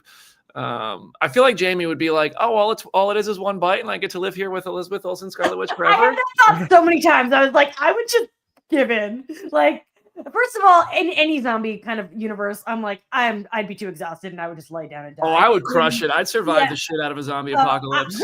I would never. I'd be so bad at it. So in this case, I'm like, if it just means being like a slave to Wanda, all right, whatever. I'll do it. I knew it. The first death in this series is Kate Bishop. She gets gone. And that sets the tone. I was gobsmacked. I've never recorded myself watching a series. I've done a couple watch me watch a trailer type shits because I think people do that on TikTok, and I'm not saying it in that phrasing to think it's bad content. All the people who do that, I don't think people care to watch me do that.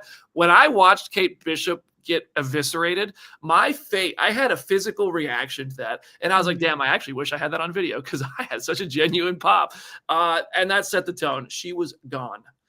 Whew. That was crazy. The death that hit me the most was Rocket. Like when he just having to stare at his skull for several seconds. I was like, why is this show doing this to me? Oh my God. Like you said, like Kate definitely set the tone, but like it just kept going from there of getting these weird little pockets of death. Whew. What I loved about Kate's death was that like it really sets the tone of like, oh shit, nobody's safe. Because when I first saw those three girls together, I'm like, oh, they're the heroes. They're gonna I just assumed that's what the show was gonna be. And so for her to die, I was like, oh no. I love that she died so quickly, specifically because I think it's cool writing. But I was bummed that she never interacted with Yelena. That was my one thing. Like I just want more Kate Yelena content, and I thought this was gonna give it to me. Said Hawk bye. God, I'll be here all week. I'm sorry. Blade, let's get this straight into Blade Night. Blade Night was the best part of the show. Like, come on. I mean, Miss Marvel, it's her show, and I thought she was phenomenal, but Blade Night was my favorite part. I just thought he was so cool, and this made me go, damn. How have we not gotten Blade? Like, how have we not gotten Blade in live action yet? Well, my favorite part of the show, but that's y'all. I'm gonna let y'all do this. Aaron, Blade, not your favorite part? Okay, I do want to say one thing about Blade. I don't know if because he also didn't have like a crazy arc other than the Khonshu moment, which I thought was great, and maybe we want to talk about that. I swear they killed Blade Knight just so we wouldn't constantly ask for Blade Knight to show up in the future. Like, I know I would. If that character was alive, I'd be like, Blade Knight's out there. Are we ever going to see him? That man is not out there. He is more Ash than Bucky Barnes after Infinity War on the floor of Marvel Zombies. Wait, but Aaron, who was your favorite character? Oh, the weird Namor, because I like Submariner the Depths. It's this horror comic, I know, against character, but like where he basically does there's people like mining on a oil platform, and then it freaking floods, and he just starts picking them off in the shallows like a shark movie, and I was like, this is literally how it's working. Oh my God. I screamed. I was like, I would watch that. I'd be about that. I'd hide behind Jamie for like half of it, but I'd be excited the entire time. James Wan, please. James Wan, if you're out there, please go give me Namor hunting people. That'd be cool. But yeah, I know as soon as I watched, I'm like, all anybody's going to talk about is Blade. All anybody's going to talk about is Blade. This is so cool. Obvious layup. I texted Aaron as soon as it started, and I was like, Kamala Blade too. Yeah. I was like, hell yeah. I see a comment here from Bill. So I'm seeing a Kate, Yelena, Shang-Chi triangle here. And that's not a Kate Bishop. I think that's like a Kate, like Aquafina's Katie. Yeah. Yeah. I have thoughts. I have some important thoughts. Can I just say before Jamie goes off, Yelena died way too early. Like, it was kind of disappointing that she wasn't in the rest of the show. I agree with that. She wasn't. I mean, obviously, I would love more Yelena. I was shocked that they took Red Guardian out so quickly after that, because I thought the purpose of that moment was to propel Red Guardian into like this guy who carries all the people before him. Yeah. And then he just ate infected meat like Bob in The Walking Dead.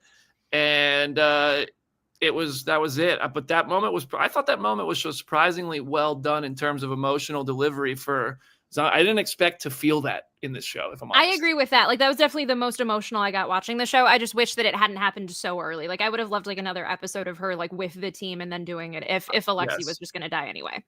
She didn't feel like Yelena for a lot of reasons. She didn't get any like Yelena-isms in this at all, and then she died, so I agree. But I am pissed about that Shang-Chi moment, because when she's like, are you guys a couple? In my head, I assumed she was going to flirt with Katie. but then she's looking at Shang-Chi and he's like, oh yeah, eyebrows raised, and I'm like, I'm sorry, that's ridiculous. If Yelena's looking at Katie and Shang-Chi, she's going Katie. That is just like, I have no doubt about that, and I was like really annoyed. I don't know, Shang-Chi's pretty good looking, charismatic Obviously he is, obviously BD, but in character for Yelena, I just would not see that for her specifically. I would, of course, he's a good-looking, cool guy. But I was not pleased with that.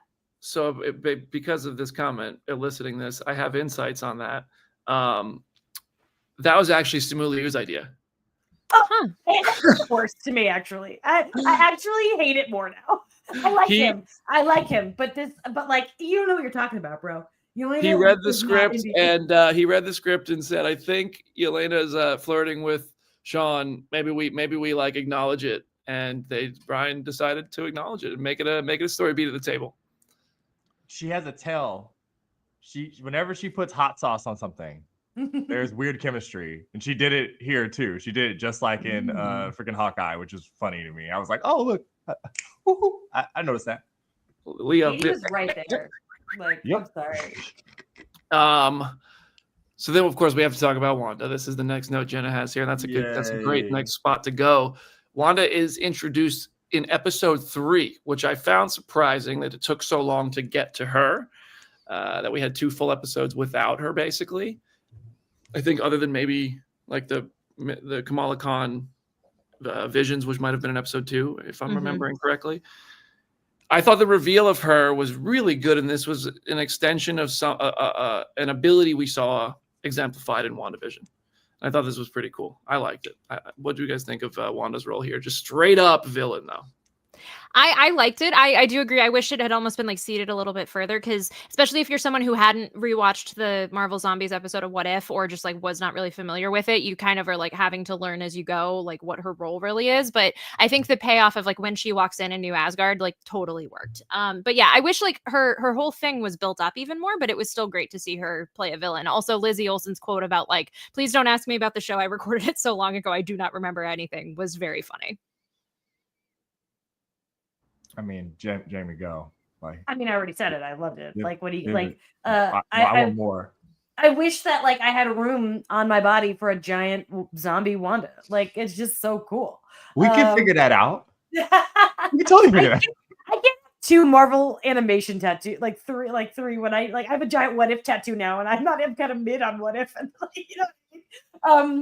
That's actually insane now that you say it that way. Yeah. I can't just not say that thought out loud. 3 Marvel animation tattoos, like they're from properties that are clearly very dear to you that became animated. Well, I think X-Men, my X-Men animated tattoo, like that's different. I love that. Yeah, yeah. What If tattoo is more about amazing. Is that the animation of Cosmic Agatha was beautiful. It wasn't because I loved that I just looks cool. And you get to a point where tattoos can just look cool. They don't. Well, it's also like, but it's a combination of things that really appeal, like that are meaningful to you, like Agatha and anime, you know. But not necessarily What If being the reason, not the tattoo. You know what I mean? Exactly. But yeah. But she's just cool. Like zombie. Like I've said it before. I'll say it again. Like I will always stand by the choice to make her the villain of Multiverse of Madness. I think I like that choice. I know a lot of people don't, and so I hope we get to see her be a hero again at some point. But in this, I'm into the villain era.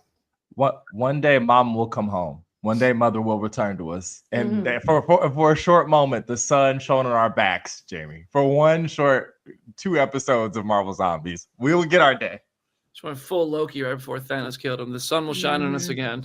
And I think Elizabeth Olsen, her voice just comes through. I don't know. She just has an aura and a presence when she starts talking that makes you lean forward and lean in and like really just I feel like that's the sort of thing where if you're the type of person who's sitting there, I'm sorry, Jamie, these people exist. We can't acknowledge they don't exist. If you're the type of person who's sitting on the couch watching this casually and you're on your phone scrolling, Twitter, TikTok, Threads, whatever, and then you hear Elizabeth Olsen talk on your TV screen, I feel like that's when you look up and get off your phone. She just has that sort of presence, I think. I don't know what it is, but she also doesn't remember recording this, as she said at LA Comic-Con. She's like, I don't even remember what happened. She said she did it in her home, which means it was probably during lockdown. Like that's like 5 years ago. I have something for you, Jamie. You do? Yes, because I was able to get 2 of them. The have you seen the Queen of the Dead art poster? And I said to myself, I'm so jealous. You got I have one for you. I got one for you. Thank you so much. I was so jealous when I watched that video. So next time, thanks for thinking of me. Yeah. Next time I see you, next time we know we're gonna run into each other in LA, I gotta make sure I bring that to you. Thank you. I was like, there's no way Jamie doesn't get one of these posters. And the Thanos one is right up my alley. Zombie Thanos. Of course. Is amazing. So that's the one I'm keeping. I do want to touch on the T'Challa, Spider-Man, Thanos sequence. As epic as Thor's entrance is and as brutal as Rocket Raccoon's death was with his skull rolling into frame, that sequence is picking up directly where the What If Zombies episode left off, which they had to do. Obviously, well, they didn't have to. This is all, a different universe. But that ended with Ant-Man and Spider-Man and T'Challa riding off into, the sunset, basically, and trying to find a way to survive the zombie apocalypse. This is where they ended up going, seeing Thanos in Wakanda.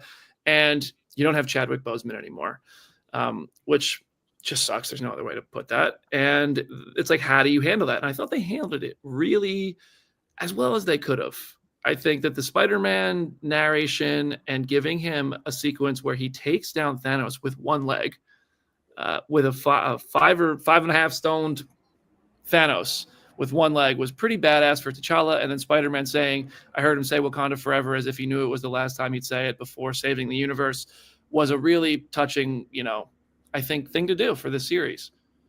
I think they were in like a no-win scenario with how they would have handled this. And I think like you said, in the context of everything, it had taken me a couple days from when these episodes debuted till when I actually watched them. So I had seen tweets talking about like, oh my God, they have Spider-Man narrating all of T'Challa's stuff. And that made it sound worse than it was. But I think in the context of everything, it works okay. Like at that moment where it's like, oh, he's whispering Wakanda forever to himself, like that hit, even if we didn't get to fully hear it. And I think like you don't want to necessarily get into the recasting of it all and do that for this show and then have the whole can of worms open with that. So I think it worked within the context that they needed it to do. I completely agree. I'm not of the camp that you can't recast T'Challa, but I do think recasting him for Marvel Zombies would have been a weird place to start that. Yeah. After how it's all gone down so far, like all the choices that have been made to honor Chadwick by not recasting him yet, this would have been a very like, why here? You know what I mean? There was an alternate plan to have T'Challa become this character called Vigil that is sort of the Infinity Hulk of the story in the end. He was going to serve a similar purpose to what Infinity Hulk becomes.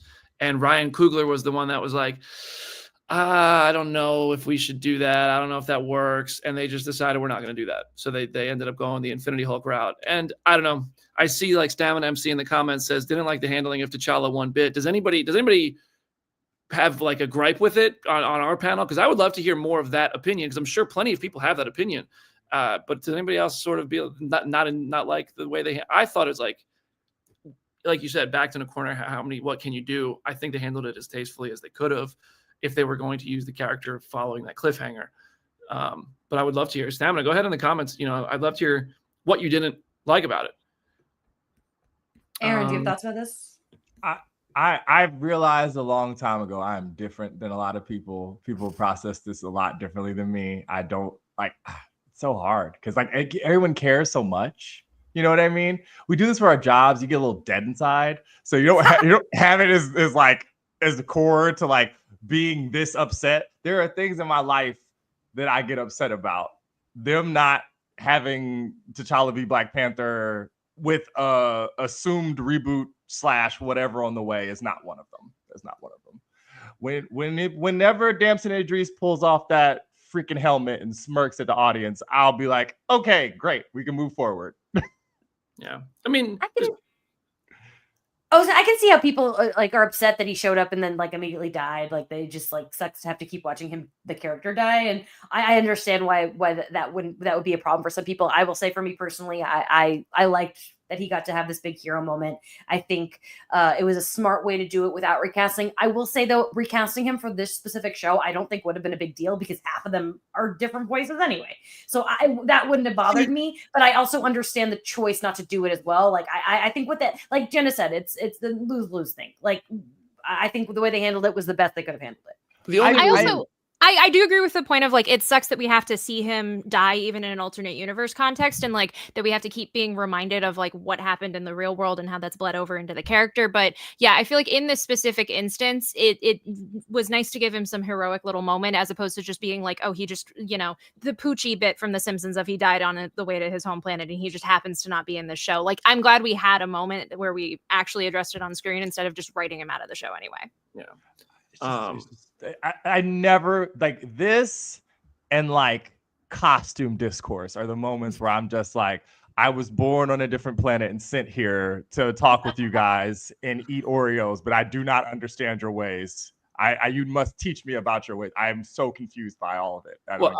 I'll say on Jamie's point that a lot of actors have been recast. The reason I feel like recasting him for zombies would have been an odd choice, just because that would have been the only thing people talked about.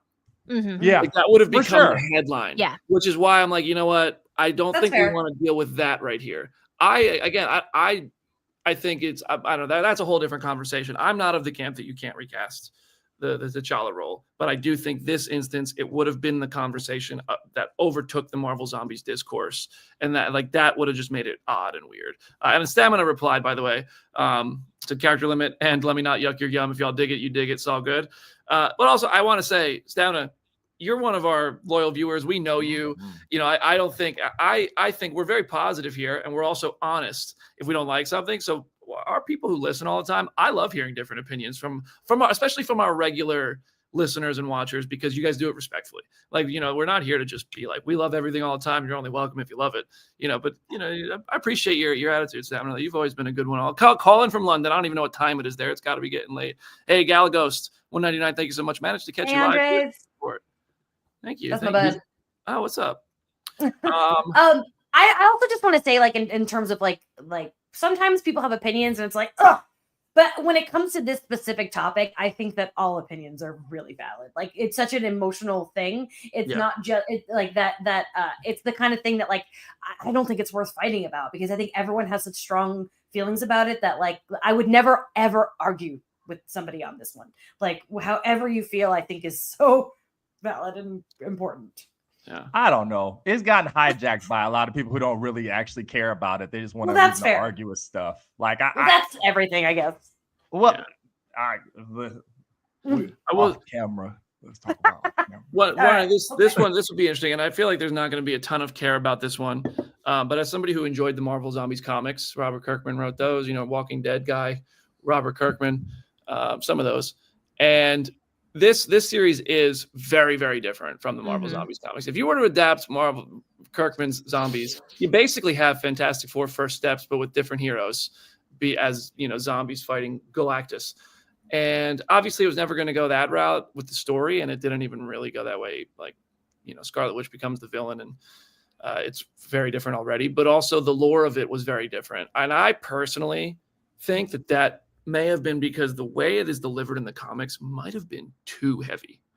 Like, I think that the zombies being conscious and describing the horror of their actions, that they can't stop themselves in eating people and doing this, and some of it, like having memories of the horrible things they've done to people they love in order to just get the hunger to subside, and saying things like, you'll just never understand. I can't explain it. I just have to eat. There's some of that I think might have been too dark. Just that it's so that sort of like the consciousness, I think, is what makes the Marvel Zombies comic unique and interesting in a lot of ways. But also, I think for this, we got TVMA, but I still think that might have been too dark. As soon as they announced this show, I was like, this is not going to be a straight adaptation of the comics in any way, shape, or form. Like, there would have been so much you would have needed to have like grafted onto this universe in terms of like putting different characters in different roles or doing certain things. I was like, there's certain moments in the comic that like we would never see in this show. But like, I agree with you. I think like they found a way to still make it its own thing and like honor the general spirit of it. But I do think like the consciousness of it all, way too much of a like heady story to tell in 4 episodes of animation. It makes sense in the comic, and it makes sense with characters who, if you've been reading the comics, you've been invested in them for decades at that point. But here, I feel like they went the right route with it. I gotta agree. All right. Is there anything else we want to talk about before we give Marvel Zombies our 10 scores? Do we want a season 2? Ooh, I mean, I do. I don't, because I love the way it ended. I love that ending. It is like a classic horror ending, and like most horrors do get sequel. But I just thought I think it stands alone really beautifully, and I like the idea of just like, oh, I want to. It's spooky season. Werewolf by Night's not my only option. I can also sit down and watch the movie length Marvel Zombies. I like that. If they make a sequel, I'm gonna watch the shit out of it. But I personally would like this to just be that. I agree. I don't like desperately need it, but if anything, I would want to see like more characters in this world, because I feel like we only really scratched the surface of like the phase 4 and 5 people who could have been in these episodes. So if anything, I would want to see like what that cast of characters would look like. But either way, I do think that ending like worked on its own merit. The world is a dark and weird place because I have to root for a season 2 of this show because I just don't know when I'm going to see any of the people again. So yeah, I have to do it by maneuvering myself. Terrible Star Trek bridge thing. Darn you, Bradley. Darn you, Brad Winderbaum. I have to go out and watch it so we can at least get another one so I can see my people, because all we're getting is Friendly Neighborhood Spider-Man, X-Men 97 Season 2, and Daredevil. I'm like, that's what it sounds like we're getting. So, yeah. I do think it was, like, to Jamie's point, which made me second guess my answer. I admit. It was a really great cliffhanger ending for a horror movie. There's a couple zombie movies that there's one specifically that like it ends with somebody in a field escaping something, and then you see like a thing targeting them. I don't remember what it was, but I remember that being like, oh, are they going to survive? You don't find out. 28 days later has occurred. Like there's a lot of zombie stuff that zombie stories are essentially never-ending stories in a lot of instances. Oftentimes they continue too long. Sometimes they wrap up and and die a hero instead of becoming the villain. But the thing about zombies is they never die, and I would like to see this series maybe not die yet. I would like to see season 2 because there's just a lot of other characters you could see in this instance too, and other characters we could see fight. That ending, I'd like to see what really happened. Like I think Kate's really dead, but I think Ironheart's really there. I think that's clear. Oh yeah. Shang-Chi got bit, but is he turned? I don't know. If you listen to Brian Andrews talk about it, he'll say things like, well, did that happen like right before reality shifted or right after? We don't know. Some of them could. So I don't know. If it doesn't happen, it is a really great ending. The Marvel Zombies trailers are the most watched trailers for any Marvel animation project that is an original, that isn't X-Men 97. Like that isn't a continuation. So I guess the Friendly Neighborhood Spider-Man, What If, all 3 seasons, and Marvel Zombies. It is Zombies that has the highest view counts on the trailers. Therefore, I think it's going to have a really good viewership on Disney Plus, which I think is probably going to result in a season 2. This was ready a year ago. They just held it so it didn't compete with Agatha. Like this just smart. Yeah, and I agree. Agatha was great. Agatha was the priority, and Marvel Zombies was able to wait a year, and that didn't. Like if you held Agatha a year, that starts a very different conversation. Yeah, Jamie's marching on Disney is what's happening. Woof! My goodness. Yeah. Wow. I'm not gonna make that joke. Yeah, we'll say. I'll explain. It's not that bad. I'm just not. I'll tell you after the show. It's nothing crazy. Promise, it's not that bad. I just don't like to start fucking. Anyway. Yeah, I liked it. I don't even know where I'm going. I'm just talking too much. 10 score. 10 scores. 10 scores. 10 scores. All right. Should I go first? Do I need to set the pace here? Go for it. I'm at like an 8.6 out of 10 on this. Hugely entertaining, not tremendously complex, a bit of wish fulfillment. And also, it's so good that it's a reminder. It's such good use of the characters that it's a reminder of what we didn't get too often in the multiverse saga.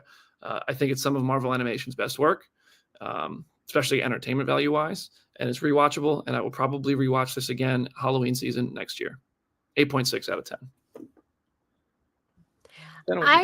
I think I'm at like a 7.6. Like I said, I liked it a lot. I think I probably need to rewatch it to kind of like really crystallize my feelings about it. But I definitely would rewatch it again next Halloween season.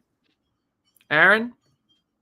I'm thinking like an 8.4 because like I'm really shocked. I'm really I don't know what I'm gonna do. Ariel asked me like, what are you gonna do about the rankings at the end of the year? I'm like, girl, we'll cross that bridge when we get there. That's just gonna look bad. I don't think this was high for you. I don't think this was high on the anticipation. This might not have even been on your anticipation not chart. At all. I'm sorry, Brad. I'm sorry, but yeah, I didn't know. So now I'm in this hilarious position where this and Thunderbolts obviously gonna be in the top half. What am I gonna do?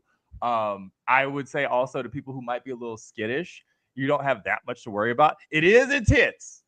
It is intense. It is an intense watch. Some of the violence is rather intense. but I really did enjoy it myself. And yeah, I cannot believe that this show was as good for me as it was. Jamie? Since this is like currently technically a limited series, I was able to log it on Letterboxd and I gave it a 4. So in this business, that would make an 8, and I'm comfortable sticking with my 8. All right. That makes it an Oceanic 815. 8.2 total score here for Marvel Zombies is the official Phase Hero 10 score, 8.2, which is I think that's a pretty good ranking. It's kind of in line with a lot of what the comment section is saying. If you're listening to us in audio form, send us your scores. Drop it on the comments on Instagram, especially. And I think we're all getting more and more active on Threads and less active on Twitter.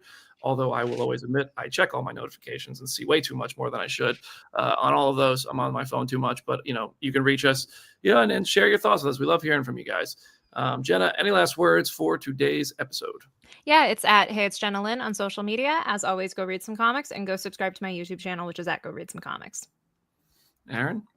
It's at How to Watch Free TV. Yeah, go look at me talk about free TV and make soda with Brandon. Jamie? At LitoPod, Loving the Time of Hydra is back. If you're an Agents of S.H.I.E.L.D. fan, listen to the podcast, get some merch. I'm really hoping to have a banger season 3 with some really good guests. One of the best episodes of the series is the 10th anniversary is coming up in October, and I'm trying to do some really cool stuff for that. So follow us, listen along, and if you've never watched Agents of S.H.I.E.L.D. before, this is the perfect excuse to check it out.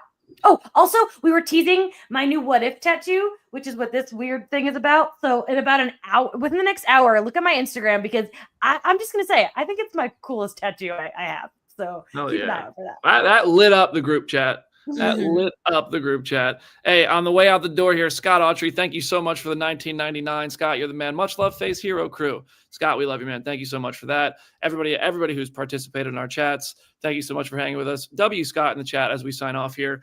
If you're a Marvel TV fan listening to this in podcast form, you might have heard it on the earlier show if you're watching us live on YouTube. But not only is there a Marvel TV panel at New York Comic Con, which I believe you'll be able to live stream. If you're not able to get in the room, I think the Empire stage and the main stage of New York Comic Con are going to be live streamed. I don't know if that changes per panel. I don't know. I've never seen a Marvel panel like this be streamed before that I can remember, but it might be streamed. You might see familiar faces there on stage.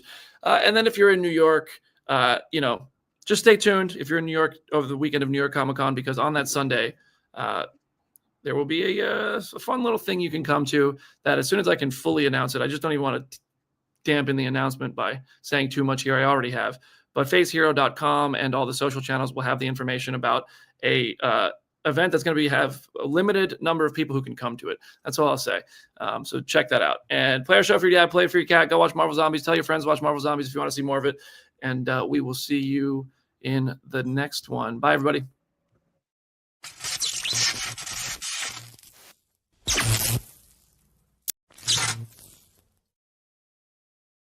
You